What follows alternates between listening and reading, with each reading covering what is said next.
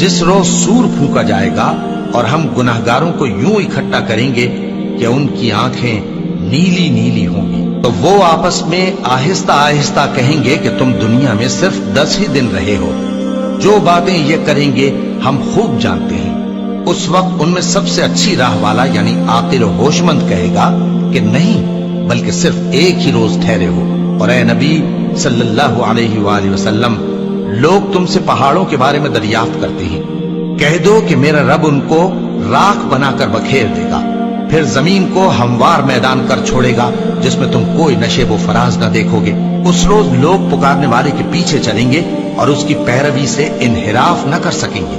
اور رحمان کے سامنے آوازیں پست ہو جائیں گی، تو تم ایک ہلکی آواز کے سوا کوئی آواز نہ سنو گے۔ اس روز کسی کی سفارش کچھ فائدہ نہ دے گی